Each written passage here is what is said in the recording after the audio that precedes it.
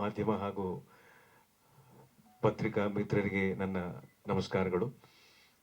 ಇವತ್ತು ಸ್ವಪ್ನ ಮಂಟಪ ಸಿನಿಮಾದ ಒಂದು ಪರಿಚಯ ನಿಮಗೆ. ಅಂದರೆ ಅಷ್ಟೊತ್ತಿಂದ ನಾವು ಸಿನಿಮಾದ ಟ್ರೈಲರ್ ಆಗಲಿ ಹಾಡುಗಳನ್ನಾಗಲಿ ತೋರಿಸಿ ಸಿನಿಮಾದ ಒಂದು ಸಂಕ್ಷಿಪ್ತವಾದ ವಿಚಾರ ಏನಿದೆ ಅದನ್ನು ಸರ್ ಹೇಳಿದ್ದಾರೆ. ನನಗೆ ಬಹಳ ಖುಷಿ ಕೊಟ್ಟಿದ್ದ ವಿಚಾರ ಏನಪ್ಪಾ ಅಂತ ಹೇಳಿದ್ರೆ, ಸರ್ ಜೊತೆ ಕೆಲಸ ಮಾಡುವಂಥ ಅವಕಾಶ ನನಗೆ ಸಿಕ್ಕಿದ್ದು. ಯಾಕಂದರೆ ಅತ್ಯಂತ ಹಿರಿಯರು, ಅತ್ಯಂತ ಅನುಭವಿಗಳು, ಆಮೇಲೆ ಕರ್ನಾಟಕ ಕನ್ನಡ, ಆಮೇಲೆ ವಿಶೇಷವಾಗಿ ನಮ್ಮ ದೊಡ್ಡಮ್ಮ ಡಾಕ್ಟರ್ ರಾಜ್ಕುಮಾರ್ ಅವ್ರ ಬಗ್ಗೆ ಹಲವಾರು ಸಂದರ್ಭಗಳಲ್ಲಿ ಹೌದು ಸಂದರ್ಭಗಳಲ್ಲಿ ಬಹಳ ಅದ್ಭುತವಾಗಿ ಮಾತಾಡಿದ್ರೆ, ಅವ್ರನ್ನ ಬಹಳ ಚೆನ್ನಾಗಿ ಅರ್ಥ ಮಾಡ್ಕೊಂಡಿದ್ದಾರೆ. ನಾವು ಕನ್ನಡನ ಕರ್ನಾಟಕನ ನೋಡೋ ದೃಷ್ಟಿ ಒಂದಾದ್ರೆ, ನಾವು ಕಲಿಯೋದು ಒಂದಾದ್ರೆ, ಇವರು ಅದನ್ನ ತಿಳ್ಕೊಂಡಿರೋದು, ಅದನ್ನ ಹೇಳುವಂಥದ್ದು, ಅದನ್ನ ತಮ್ಮ ಕಾದಂಬರಿಗಳ ಮುಖಾಂತರ, ತಮ್ಮ ಸಿನಿಮಾಗಳ ಮುಖಾಂತರ ಹೇಳುವಂಥ ಕೆಲಸ, ಅದರಲ್ಲಿ ಅವಕಾಶ ಸಿಕ್ಬಿಟ್ರೆ ನಮ್ಗೆ ಏನೋ ಒಂದು ಕಲ್ತಿದೀವಿ ಅನ್ನೋ ತರ ಆಗುತ್ತೆ. ಇದನ್ನೇ ನಮ್ಮ ತಂದೆ ನನಗೆ ಹೇಳ್ಕೊಂಡೇ ಬರ್ತಾ ಇದ್ರು, ನೀನು ಸರ್ ಜೊತೆ ಕೆಲಸ ಮಾಡಬೇಕು ಅಂತ. ನನಗೆ ಇವ್ರು ಫೋನ್ ಮಾಡಿದ್ರೆ ನನಗೆ ಬಹಳ ಖುಷಿ ಆಗೋಯ್ತು. ಸಾಲದಕ್ಕೆ ಮಾತಾಡಕ್ ಬಂದಿದ್ದು ಸುಂದರರಾಜ್ ಅಂಕಲ್ ಕೂಡ ಬಂದಿದ್ರು, ಬಾಬು ಸರ್ ಕೂಡ ಬಂದಿದ್ರು, ನಟರಾಜ್ ಸರ್ ಎಲ್ಲ ಬಂದಿದ್ರು. ನನಗೆ ಸಿನಿಮಾಗಳಲ್ಲಿ ಕೆಲಸ ಮಾಡ್ತಿರ್ತೀವಿ, ಸಾಮಾನ್ಯವಾಗಿ ಒಂದು ಕಥೆ ಕೇಳ್ತೀವಿ, ಈ ಕಥೆಲಿ ಆ ಥರ ಇದೆ, ಈ ಥರ ಇದೆ, ಏನೋ ಒಂದು ವಿಶೇಷತೆ ಇದೆ, ನಾನು ಕೆಲಸ ಮಾಡಬೇಕು, ಆಯ್ತು, ಇದರಲ್ಲಿ ನನ್ನ ಪಾತ್ರದ ಬಗ್ಗೆ ಕೇಳ್ತೀನಿ, ಆಯ್ತು. ಆದರೆ ಸಾರ್ ಕಥೆ ಹೇಳಕ್ ಬಂದಾಗ ನಾನು ಹೆಚ್ಚು ಕತೆ ಬಗ್ಗೆ ನಾನು ಏನಕ್ಕೆ ಗಮನ ಕೊಡ್ಲಿಲ್ಲ ಅಂದ್ರೆ, ಆ ಎಲ್ಲ ಗಮನವನ್ನು ಅವರೇ ಕೊಟ್ಟಿರ್ತಾರೆ. ಅವ್ರ ಜೊತೆ ಕೆಲಸ ಮಾಡೋ ಅವಕಾಶ ಒಂದು ಸಿಕ್ಕಿದ್ರೆ ನನ್ಗೆ ಸಾಕು ಅನ್ನೋಷ್ಟರ ಮಟ್ಟಿಗೆ ನನ್ನ ಮನಸ್ಥಿತಿ ಇತ್ತು ಅವಾಗ. ಯಾಕಂದ್ರೆ ಈ ಸಿನಿಮಾದಲ್ಲೂ ಕೂಡ ಅವರೇ ಹೇಳಿದ ಹಾಗೆ ಸ್ಮಾರಕಗಳು, ಈ ಚಾರಿತ್ರಿಕ ಸ್ಮಾರಕಗಳು, ಆಮೇಲೆ ನಮ್ಮ ಚರಿತ್ರೆ ಏನಿದೆ, ಇವಾಗ ಎಷ್ಟೋ ವಿಚಾರಗಳಲ್ಲಿ ನಮ್ಗೆ ನಮ್ಮ ಬೇರು ಸುಮ್ಮನೆ ಹಾಗೆ ಕಿತ್ಕೊಂಡು ಹೋಗುವಂತ ಪರಿಸ್ಥಿತಿ ಬಂದಿದೆ. ಆದ್ರೆ ಅದು ಭಾಷೆ ಆಗಿರ್ಬೋದು, ಭಾವ ಆಗಿರ್ಬೋದು, ಚರಿತ್ರೆ ಆಗಿರ್ಬೋದು, ಹಲವಾರು ವಿಚಾರಗಳಾಗಿರ್ಬೋದು. ಈ ಸಿನಿಮಾದಲ್ಲಿ ವಿಶೇಷವಾಗಿ ಚರಿತ್ರೆ, ಒಂದು ಇತಿಹಾಸ, ಒಂದು ಸ್ಮಾರಕ, ಅದ್ರ ಹಿಂದೆ ಒಂದು ಅರ್ಥ ಇದೆ, ಅದ್ರ ಹಿಂದೆ ಒಂದು ಅನುಭವ ಇದೆ, ಅದ್ರ ಹಿಂದೆ ಒಂದು ಕಥೆ ಇದೆ. ಅವೆಲ್ಲವನ್ನು ಕೂಡ ಜನರಿಗೆ ತಿಳಿಸುವಂತ ಒಂದು ಬಹಳ ಪ್ರಾಮಾಣಿಕ ಪ್ರಯತ್ನ. ಆ ಪ್ರಯತ್ನದಲ್ಲಿ ಭಾಷೆಗೆ ಇರುವಂತ ಸೂಕ್ಷ್ಮತೆಯನ್ನ ನಾನು ಸರ್ ಜೊತೆ ಕೆಲಸ ಮಾಡ್ಬೇಕಾದ್ರೆ ಅರ್ಥ ಮಾಡ್ಕೊಂಡೆ. ಕೆಲವೊಮ್ಮೆ ನಾವು ಸಂಭಾಷಣೆನ ಹೀಗೆ ಮಾತಾಡಿದ್ರು ನಡೆಯುತ್ತಲ್ಲ ಅಂತ ಮಾತಾಡ್ಬಿಡ್ತೀವಿ. ಆದ್ರೆ ಯಾಕೆ ಆ ಥರ ಮಾತಾಡಬಾರ್ದು, ಏನಕ್ಕೆ ಹೀಗೆ ಮಾತಾಡಬೇಕು ಅನ್ನೋ ಒಂದು ಅರ್ಥನ ನಮಗೆ ಅವ್ರು ಹೇಳಿದಾಗ, ಹೌದಲ್ವಾ, ಇದ್ರ ಹಿಂದೆ ಇಷ್ಟೊಂದು ಜವಾಬ್ದಾರಿ ಇದೆ. ನಮ್ಮ ಸಿನಿಮಾ ನೋಡಿದಾಗ ನಮ್ಮ ಭಾಷೆನೇ ಕಲಿಯುವಂತ, ನಮ್ಮ ಭಾಷೆ ಇನ್ನೊಬ್ಬರ ಮೇಲೆ ಪರಿಣಾಮ ಬೀರುವಂತ ಸಂದರ್ಭ ಈಗ ಆಗಿರೋದ್ರಿಂದ ಒಂದು ಬಹಳ ದೊಡ್ಡ ಕಲಿಕೆಯ ಅನುಭವ ನನಗಾಗಿದೆ ಅಂತ ಹೇಳೋದಕ್ಕೆ ನಾನು ಇಷ್ಟಪಡ್ತೀನಿ. ಬಾಬು ಸರ್ ಥ್ಯಾಂಕ್ಸ್ ಹೇಳೋದಕ್ಕೆ ಅವಕಾಶ ಕೊಟ್ಟಿದ್ದಕ್ಕೆ ಸರ್ ಮುಖ್ಯವಾಗಿ ಕೃತಜ್ಞತೆಗಳು. ಆಮೇಲೆ ಶಮಿತಾ ಮೇಡಮ್ ಥ್ಯಾಂಕ್ಸ್, ನನಗೆ ಹಾಡುವಂಥ ಅವಕಾಶ ಕೊಟ್ಟಿದ್ದಾರೆ, ಬಹಳ ಚೆನ್ನಾಗಿ ಹಾಡಿಸಿದ್ದಾರೆ. ನಾನು ಹಾಡಿದ್ದೀನಿ ಅಂತ ಹೇಳಿದ್ರೆ ತಪ್ಪಾಗ್ಬಿಡುತ್ತೆ. ಯಾಕಂದ್ರೆ ಕನ್ನಡದ ಬಗ್ಗೆ ಹಾಡಬೇಕು ಅಂತ ಹೇಳಿದ್ರೆ ಅದಕ್ಕೆ ಒಂದು ಹೆಮ್ಮೆ ನನಗೆ ಭಾಸವಾಗುತ್ತೆ. ಅದು ಕನ್ನಡದ ಬಗ್ಗೆ ನಾನು ಒಂದು ಮೊದಲನೇ ಹಾಡು ಹಾಡ್ತಾ ಇದ್ದೀನಿ ಅನ್ನೋ ಒಂದು ಖುಷಿ ನನಗಿದೆ. ಜೊತೆಗೆ ಸುಂದರರಾಜ್ ಅಂಕಲ್ ಅವರು, ಆಮೇಲೆ ರಂಜನಿ ಅವರು, ರಜನಿ, ಶೋಭಾ ರಾಘವೇಂದ್ರ ಅವರು, ಬಹಳ ಒಳ್ಳೆಯ ಕಲಾವಿದರ ಜೊತೆ ಕೆಲಸ ಮಾಡುವಂಥ ಅವಕಾಶ ನನಗೆ ಸ್ವಪ್ನ ಮಂಟಪ ಸಿನಿಮಾದಲ್ಲಿ ಸಿಕ್ಕಿದೆ. ಹಾಗಾಗಿ ಪ್ರತಿಯೊಂದು ಸಿನಿಮಾನು ಚೆನ್ನಾಗಿ ಆಗ್ಬೇಕು ಅನ್ನೋ ದೃಷ್ಟಿಯಿಂದನೇ ಮಾಡ್ತೀವಿ, ಅನ್ನೋ ಉದ್ದೇಶದಿಂದನೇ ಮಾಡ್ತೀವಿ. ಆದರೆ ಬಹಳ ಕೆಲವು ಸಿನಿಮಾಗಳು ಒಂದು ಉದ್ದೇಶ ಬಹಳ ಮುಖ್ಯವಾಗಿರುತ್ತೆ. ಈ ಸಿನಿಮಾನ ನಾನು ಜನರಿಗೆ ತಲುಪಿಸ್ಬೇಕು, ಇದರಿಂದ ನಾನು ಏನೋ ಹೇಳಕ್ ಪ್ರಯತ್ನ ಪಡ್ತಿದ್ದೀನಿ ಅಂತ ಆ ಉದ್ದೇಶವನ್ನ ಇಟ್ಕೊಂಡಿರೋರು ಬರಗೂರು ರಾಮಚಂದ್ರಪ್ಪ ಸರ್. ಸೊ ಹೀಗಾಗಿ ನಾನು ಅವ್ರಿಗೆ ಸಕಲ ಗೌರವವನ್ನು ಕೊಡ್ತಾ, ನಿಮಗೂ ಕೂಡ ಸಕಲ ಗೌರವವನ್ನು ಕೊಡ್ತಾ ಈ ಮಾತನ್ನ ಹೇಳ್ತಾ ಇದ್ದೀನಿ. ಈ ಸಿನಿಮಾನ ಆದಷ್ಟು ಜನರಿಗೆ ತಲುಪಿಸುವಂತ ಪ್ರಯತ್ನ ಮಾಡಿದ್ರೆ ಈ ಸಿನಿಮಾಗೆ ಖಂಡಿತ ಒಳ್ಳೇದಾಗುತ್ತೆ. ಈ ಸಿನಿಮಾ ಮೂಲಕ ನಮ್ಮಂತಹ ಕಲಾವಿದರಿಗೆ, ತಂತ್ರಜ್ಞರಿಗೆ ಒಳ್ಳೇದಾಗುತ್ತೆ. ನಮಸ್ಕಾರ. ನಮಸ್ಕಾರ.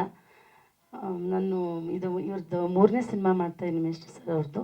ಬರಗೂರು ಸರ್ ಅವ್ರದ್ದು ಜೊತೆ ನಾವು ಕೆಲಸ ಮಾಡೋದು ಅಂದರೆ ಅದು ನಮ್ಮ ತುಂಬ ದೊಡ್ಡ ಭಾಗ್ಯ, ಭಾಳ ಸಂತೋಷ ಆಗುತ್ತೆ. ಎಲ್ಲಾದ್ರೂ ಈಗ 3 ಪಿಕ್ಚರ್ ಆಯಿತು, ಯಾವುದಾದ್ರೂ ಒಂದಾದ್ರೂ ನಾನು ಇರ್ತೀನಲ್ಲ ಅನ್ನೋದು ಭಾಳ ಸಂತೋಷ. ಈಗ ಸ್ವಲ್ಪ ಲೇಟಾಗಿ ಬಂದೆ, ಕ್ಷಮೆ ಇರಲಿ. ಬೇಗ ಬರಬೇಕು ಅಂದ್ಕೊಂಡೆ, ಆಗಲಿಲ್ಲ.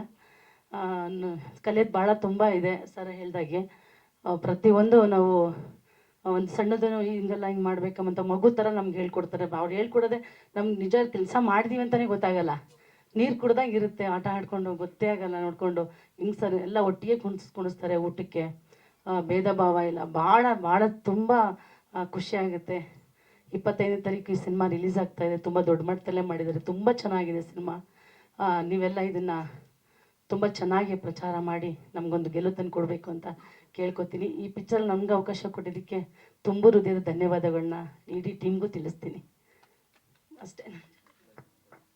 ನಮಸ್ಕಾರ. ಮತ್ತು ನಿಮಗೆಲ್ಲರಿಗೂ ಸಾಮಾನ್ಯವಾಗಿ ನನ್ನಂಥವರು ಅಲ್ಲಿ ಕೂತ್ಕೊಂಡು ನೋಡಿದಂಥ ಒಬ್ಬ ಪ್ರೇಕ್ಷಕ ನಾನು.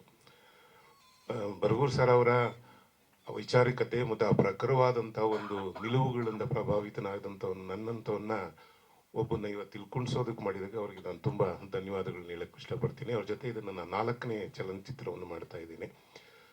ಬಹಳ ಪ್ರಮುಖವಾಗಿ ನಾವು ಅಲ್ಲಿ ಕೂತ್ಕೊಂಡು ಪ್ರತಿಪಾದಿಸ್ತಿದ್ದಂಥ ವಿಷಯಗಳು ಯಾವತ್ತೂ ಕೂಡ ಸಾರಾ ಅವರಲ್ಲಿ ವಿವರಿಸಿದ ಹಾಗೆ ಅತ್ಯಂತ ತುರ್ತಾದ ಮತ್ತು ಅನಿವಾರ್ಯವಾದಂಥ ಒಂದು ಕಾಲಘಟ್ಟದೊಳಗೆ ನಾವು ಈ ಪಾರಂಪರಿಕ ತಾಣದ ಬಗ್ಗೆ ಮಾತಾಡಿದ್ರಲ್ಲ, ಆ ರೀತಿಯ ಅನೇಕ ಆಶಯಗಳನ್ನು ಹೊಂದಿರತಕ್ಕಂಥ ಇಂತಹ ಒಂದು ಚಲನಚಿತ್ರಗಳನ್ನ ನಿಜವಾಗ್ಲೂ ಮುಖ್ಯವಾಹಿನಿಗೆ ತಲುಪಿಸಬೇಕಾದಂಥ, ಅದನ್ನು ನೋಡಬೇಕಾದಂಥ ಅನಿವಾರ್ಯವೂ ಮತ್ತು ತುರ್ತು ನಮಗಿರೋದ್ರಿಂದ ನಮ್ಮೆಲ್ಲ ಮಾಧ್ಯಮದ ಮಿತ್ರರಲ್ಲಿ ನಾವು ಮತ್ತೊಮ್ಮೆ ಮನವಿ ಮಾಡ್ಕೊಳ್ತಾ ಇದ್ದೀವಿ. ಈ ಚಿತ್ರವನ್ನ ಹೆಚ್ಚು ಪರಿಣಾಮಕಾರಿಯಾಗಿ ನಿಮ್ಮ ಕೈಯಲ್ಲಿ ಎಷ್ಟು ತಲುಪಿಸೋದಕ್ಕೆ ಸಾಧ್ಯವೋ ಅದನ್ನು ತಲುಪಿಸಿ ನಮಗೆ ಸಹಾಯ ಮಾಡಿ ಅಂತ ನಿಮ್ಮಲ್ಲಿ ನಾನು ಕೇಳ್ಕೊಳ್ಳೋದಕ್ಕೆ ಇಷ್ಟಪಡ್ತೀನಿ. Thank you.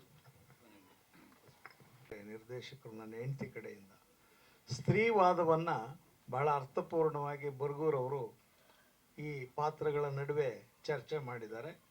ಹೆಣ್ಣು ಮಕ್ಕಳ ಮನಸ್ಸು ಮತ್ತು ಅವರ ಸಂವೇದನಾಶೀಲತೆಯ ಬಗ್ಗೆ ಗಂಡಸು ತಿಳಿಬೇಕಾಗಿರುವ ಅನೇಕ ವಿಷಯಗಳನ್ನು ಈ ಸಂಭಾಷಣೆಯಲ್ಲಿ ರೂಪಿಸಿದ್ದಾರೆ. ಇದು ನಾನು ಕರಡಿಪುರದಿಂದ ಅವ್ರ ಜೊತೆಯಲ್ಲಿ ಕೆಲಸ ಮಾಡ್ತಾ ಬಂದಿದ್ದೀನಿ. 1991ರಿಂದ ಸಿನಿಮಾದ ಜೊತೆಯಲ್ಲಿ ನಮ್ಮ ಪ್ರಯಾಣ ನಡೀತಾ ಇದೆ. ಭಾಳ ಭಿನ್ನವಾದ ಒಬ್ಬ ನಿರ್ದೇಶಕರು, ಸ್ವತಃ ಲೇಖಕರು ಮತ್ತು ತಾಂತ್ರಿಕವಾಗಿ ಕೂಡ ಸಮರ್ಥವಾಗಿ ಚಿತ್ರವನ್ನು ರೂಪಿಸುವ ಬರಗೂರವ್ರ ಜೊತೆಯಲ್ಲಿ ಕೆಲಸ ಮಾಡೋದೇ ಒಂದು ಸಂತೋಷದ ವಿಷಯ. ಈ ಸಿನಿಮಾ ನನಗೆ ಸ್ವಲ್ಪ ಹೆಚ್ಚಿನ ಸ್ಕೋಪನ್ನು ಕೊಟ್ಟಿದೆ, ಅದಕ್ಕಾಗಿ ನಾನು ತುಂಬ ಸಂತೋಷದಲ್ಲಿದ್ದೇನೆ. ಎಲ್ರಿಗೂ ಇಂತಹ ಒಂದು ಅವಕಾಶಕ್ಕಾಗಿ ಎಲ್ರಿಗೂ ನಮಿಸಿ ನನ್ನ ಮಾತನ್ನು ಮುಗಿಸ್ತೀನಿ. ನಮಸ್ಕಾರ. ಬರ್ತಾ ಇರೋಂಥ ಎಲ್ಲ ಮಾಧ್ಯಮ ಮಿತ್ರರಿಗೆ ನಮಸ್ತೆ. ಸ್ವಪ್ನ ಮಂಟಪ ಸಿನಿಮಾ ಬರಗೂರು ಸರ್ ಅವ್ರನ್ನ ನನ್ನ ಅಪ್ಪಾಜಿ ಅಂತಲೇ ಕರೆಯೋದು, ಹಾಗಾಗಿ ಬರಗೂರು ಸರ್ ಅಂತ ಹೇಳಲ್ಲ. ನನ್ನ ಮೊದಲ ಸಂಗೀತ ನಿರ್ದೇಶನ ಶುರು ಮಾಡಿದ್ದೆ ಸಂಗೀತ ನಿರ್ದೇಶಕಿ ಆಗಿದ್ದೆ ಗಾಯಕಿಯಿಂದ, ಬೆಕ್ಕು ಸಿನಿಮಾದಿಂದ ಬರಗೂರು ಸರ್ ಅವರ ಒಂದು ಸಪೋರ್ಟಿಂದಾನೆ. ಇದು ಅವರ ನಿರ್ದೇಶನದ ನಾನು ಸಂಗೀತ ಮಾಡ್ತಾ ಇರೋಂಥ 7ನೇ ಚಿತ್ರ. ಹಾಗಾಗಿ ಬಹಳನೇ ಖುಷಿ ಇದೆ. ಅವರ ಸಾಹಿತ್ಯಕ್ಕೆ ಸಂಗೀತ ನೀಡುವಂಥದ್ದು ಇರ್ಬೋದು, ಅವರ ಸಿನಿಮಾಗೆ ಸಂಗೀತ ನಿರ್ದೇಶನ ಮಾಡುವಂಥ ಒಂದು ಸೌಭಾಗ್ಯ ಅನ್ನೋದು ಭಾಳ ಖುಷಿ ಕೊಡುವಂಥ ವಿಷಯನೇ. ಪ್ರತಿ ಸಿನಿಮಾದಲ್ಲೂ ನಾವು ಕಲಿತಾನೆ ಬರ್ತಾ ಇದ್ದೀವಿ. ಆ ಒಂದು ಕೆಲಸ ಕಲಿಯುವಂಥದ್ದು ಇರುತ್ತಲ್ಲ, ಅಂದರೆ ಅವ್ರದ್ದೇ ಬೇರೆ ರೀತಿಯಾದಂಥ ಶೈಲಿಯಲ್ಲಿ ಕೆಲಸವನ್ನು ತಗೊಳ್ತಾರೆ, ಕೆಲಸ ಮಾಡಿಸ್ತಾರೆ. ಆಮೇಲೆ ಯಾವುದೇ ರೀತಿಯಾದಂಥ ಒತ್ತಡ ಇರಲ್ಲ ಅವ್ರ ಸಿನಿಮಾ ಮಾಡ್ಬೇಕಾದ್ರೆ. ಬಹಳ ಖುಷಿಯಿಂದ ಇಡೀ ತಂಡ ಒಂದೇ ಜೊತೆಯಲ್ಲಿ ಕೆಲಸ ಮಾಡ್ತೀವಿ, ಸ್ನೇಹಿತರಂತೆ ನಮ್ಮೆಲ್ಲರನ್ನ ಆಶೀರ್ವಾದ ಮಾಡ್ತಾ ಬರ್ತಾ ಇದ್ದಾರೆ. ಸೊ ಈ ಒಂದು ಸಿನಿಮಾದಲ್ಲಿ ಒಟ್ಟು 4 ಗೀತೆಗಳು, 1 ಬಿಟ್ ಸಾಂಗ್ ಮಾಡಿದ್ದು. ಎಲ್ಲ ಹಾಡುಗಳನ್ನು ಮೊದಲೇ ಸಾಹಿತ್ಯವನ್ನು ಬರೆದು ನನಗೆ ಸಂಗೀತ ಸಂಯೋಜನೆ ಮಾಡೋದಕ್ಕೆ ಕೊಟ್ಟಿದ್ದಂಥ ಹಾಡುಗಳಿದು. ಅದರಲ್ಲಿ ವಿಜಯ ರಾಘವೇಂದ್ರ ಸರ್ ಅವ್ರ ಬಗ್ಗೆ ಹೇಳಬೇಕು ಅಂತಂದರೆ, ಹೌದು ಅವ್ರು ಹಾಡಿರೋದೇ ಮೊದಲನೇ ಹಾಡು, ಕನ್ನಡದ ಹಾಡನ್ನು ಅವರೇ ಹಾಡಿದ್ದಾರೆ. ನಾನು ಬಹಳ ಇಷ್ಟಪಡುವಂಥ ಗಾಯಕರಲ್ಲಿ, ನಾಯಕರು ಗೊತ್ತು ಎಲ್ರಿಗೂ, ನಾಯಕರಾಗಿ ಅವ್ರನ್ನ ಇಷ್ಟಪಡ್ತೀವಿ, ಬಟ್ ಗಾಯಕರಾಗಿ ಬಹಳ ಇಷ್ಟ ನನಗೆ ವಿಜಯ ರಾಘವೇಂದ್ರ ಅವರು ಹಾಡೋದು. ಹಾಗಾಗಿ ಅವರು ನಮಗೆ ಹಾಡಿ ಬಹಳ ಚೆನ್ನಾಗಿ ಹಾಡ್ಕೊಟ್ಟಿದ್ದಾರೆ, ಅವ್ರಿಗೆ ಧನ್ಯವಾದಗಳು. ಆ್ಯಂಡ್ ಅವರ ಮೊದಲನೇ ಸಿನಿಮಾ ನಿನಗಾಗಿ, ಅದೇ ಸಿನಿಮಾದಿಂದ ನಾನು ಕೂಡ ಹಿನ್ನೆಲೆ ಗಾಯನಕ್ಕೆ ಬಂದಿದ್ದು, ಅದೊಂದು ಖುಷಿ ನನಗೆ. ಮತ್ತು ಫಸ್ಟ್ ಸಾಂಗ್ ನೀವು ನೋಡಿದ್ದು ಅವ್ರು ಹಾಡಿರೋಂಥ ಹಾಡು. ನಂತರದ ಹಾಡು ಪ್ರೇಮವೇ ಹಾಡನ್ನು ಹೇಮಂತ್ ಅವರು ಮತ್ತು ಸರೆಗಮಪದಲ್ಲಿ ಬಹಳ ಚೆನ್ನಾಗಿ ಹಾಡ್ತಾ ಇದ್ದಂಥ ಹುಡುಗಿ ಅಮೂಲ್ಯ ಅಂತ, ಅವರಿಗೆ ಮೊದಲನೇ ಅವಕಾಶವನ್ನು ಕೊಡಬೇಕು, ಯಾರಾದರೂ ಹೊಸಬ್ರಿಗೆ ಅವಕಾಶ ಕೊಡಬೇಕು ಅನ್ನೋದ್ರಲ್ಲಿ ಬಹಳ ಮೊದಲಿಗರು ಬರಗೂರು ಸರ್ ಅವರು. ಹಾಗಾಗಿ ಅಪ್ಪಾಜಿ ಮೊದಲೇ ಹೇಳಿದ್ದು, ಯಾರಾದರೂ ಹೊಸಬ್ರಿಗೆ ಹಾಡಿಸ್ಬೋದಾ ಈ ಹಾಡನ್ನು ಅಂತಂದಾಗ ಅಮೂಲ್ಯ ಮೈಸೂರು ಆ ಹುಡುಗಿ ಹೇಮಂತ್ ಅವ್ರ ಜೊತೆ ಹಾಡಿರುವಂಥದ್ದು ಹಾಡು. ಮತ್ತು ಇನ್ನೊಂದು ಹಾಡನ್ನು ವೇದ ಸಿನಿಮಾದಲ್ಲಿ ಹಾಡಿದಂಥ ಮೋಹನ್ ಅವರು ಸಿರಾದ ಮೋಹನ್ ಅವರು ಒಂದು ಹಾಡನ್ನು ಹಾಡಿದ್ದಾರೆ. ಮತ್ತು ನಾನೊಂದು ಹಾಡನ್ನು ಹಾಡಿದ್ದೀನಿ ಮತ್ತು ಬಿಟ್ ಸಾಂಗ್ ಹಾಡಿದ್ದು ಕೂಡ ನಾನೇ. ಹಾಗಾಗಿ ಒಂದು ಅವಕಾಶವನ್ನು ಕೊಟ್ಟಂಥ ಬಾಬು ಸರ್ ಅವ್ರಿಗೆ ಮತ್ತು ಬರ್ಗೂರಪ್ಪಾಜಿ ಅವ್ರಿಗೆ ನನ್ನ ಧನ್ಯವಾದಗಳನ್ನ ತಿಳಿಸ್ತೀನಿ. Thank you. ಸ್ವಪ್ನಮಂಟಪ ಚಿತ್ರದ ಈ ಮಾಧ್ಯಮಗೋಷ್ಠಿಗೆ ಬಂದಿರುವಂತಹ ಮುದ್ರಣ ಮಾಧ್ಯಮದವರು ಮತ್ತು ದೃಶ್ಯ ಮಾಧ್ಯಮದವರು ಎಲ್ಲ ಸ್ನೇಹಿತರಿಗೂ ನಾನು ನಮ್ಮ ಚಿತ್ರತಂಡದ ಪರವಾಗಿ ಸ್ವಾಗತವನ್ನು ಕೋರ್ತೇನೆ. ಈ ನಮ್ಮ ಸ್ವಪ್ನಮಂಟಪ ಚಿತ್ರ ಇದೇ ತಿಂಗಳು 25ನೇ ತಾರೀಕು ರಾಜ್ಯದ ವಿವಿಧ ಚಿತ್ರಮಂದಿರಗಳಲ್ಲಿ ಬಿಡುಗಡೆ ಆಗ್ತಾ ಇದೆ. ಆ ಹಿನ್ನೆಲೆಯಲ್ಲಿ ಈ ಮಾಧ್ಯಮಗೋಷ್ಠಿಯನ್ನು ನಾವು ಕರೆದಿದ್ದೇವೆ.